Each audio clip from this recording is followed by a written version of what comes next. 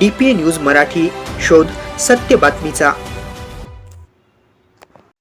पतंग उडवण्याच्या नादात वापरला जाणारा नायलॉन मांजा आज शहरासाठी जीवघेणा ठरत आहे। क्षणिक आनंदासाठी वापरला जाणारा हा मांजा निष्पाप पक्षी आणि माणसाच्या जीवावर बेतत असून आतापर्यंत अनेक पक्ष्यांचे प्राण गेले आहेत।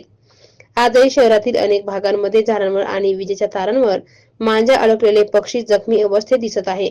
नाशिक महानगरपालिकेच्या आदेशानुसार अग्निशमन दलाचे जवान सातत्याने जीव वाचवण्याचे काम करत आहे। मात्र प्रश्न असा आहे की पतंग उडवणाऱ्या नागरिकांना हा धोका का दिसत नाही। आज सकाळी 8:55 सातपूर अग्निशमन केंद्राला सावरकर नगर येथून फोन आला। झाडावर नायलॉन मांजात एक घुबड अडकलेले असल्याची माहिती मिळताच अग्निशमन दलाचे जवान तात्काळ घटनास्थळी दाखल झाले। प्रसंग सावधान राखत त्यांनी घुबडाला मांजाच्या विळख्यातून सुरक्षितपणे बाहेर काढले आणि त्याचा जीव वाचवला।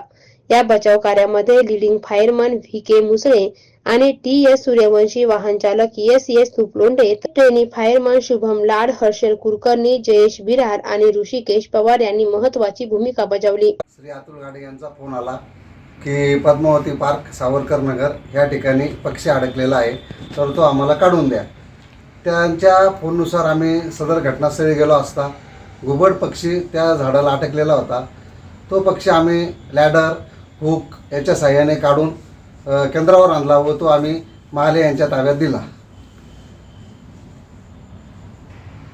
सदर नागरिकांनी काळजी करावी का संक्रांतीतून 1 महिना झालेला आहे तरी झाडावर मांजा अटकलेला आहे, त्याच्यात पक्षी अडकतात आहे आणि रस्त्यावर पण मांजा पडलेला राहतो।